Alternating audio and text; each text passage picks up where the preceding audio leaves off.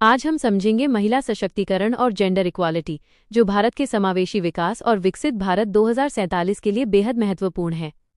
सबसे पहले समझिए कि भारत में महिलाओं को लेकर सोच अब वेलफेयर मॉडल से वुमेन लेड डेवलपमेंट की ओर बढ़ रही है।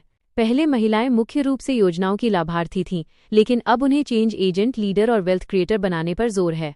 इसके लिए शिक्षा, स्वास्थ्य, स्किल, फाइनेंस, एसेट्स और नेतृत्व पर फोकस किया जा रहा है।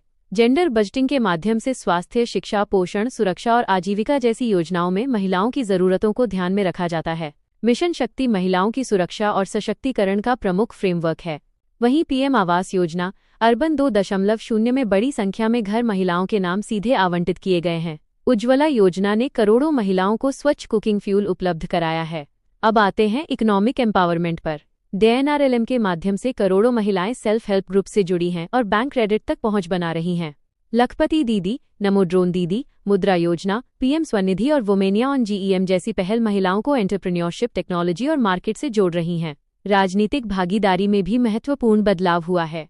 106 संविधान संशोधन अधिनियम 2023 ने लोकसभा और राज्य विधानसभाओं में महिलाओं के लिए 33% आरक्षण का संवैधानिक प्रावधान किया।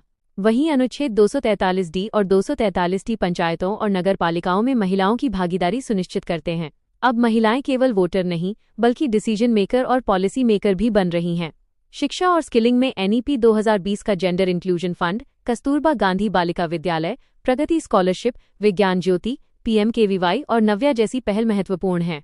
खासतौर पर STEM, artificial intelligence, drone, cyber security और डिजिटल स्किल्स में लड़कियों की भागीदारी बढ़ाई जा रही है। स्वास्थ्य और गरिमा के क्षेत्र में बेटी बचाओ बेटी पढ़ाओ, PM मातृवंदना योजना, PMSMA, आयुष्मान भारत और पोषण 2.0 महत्वपूर्ण हैं।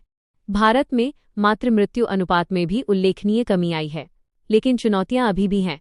Low female labour force participation, wage gap, unpaid care work, gender based violence, digital divide और निर्णय लेने वाली संस्थाओं में कम प्रतिनिधित्व। इसलिए वे फॉरवर्ड स्पष्ट है, महिलाओं को केवल बेनिफिशियरी नहीं, बल्कि राइट्स होल्डर, एंटरप्रेन्योर और लीडर बनाना होगा। उन्हें जमीन, संपत्ति, क्रेडिट, टेक्नोलॉजी और बाजार तक समान पहुंच देनी होगी। अंत में याद रखिए, महिला सशक्तिकरण केवल सामाजिक न्याय का विषय नहीं, बल्कि भारत की आर्थिक प्रगति और राष्ट्र निर्माण की रणनीति है। नारी शक्ति से ही बनेगा विकसित भारत 2047।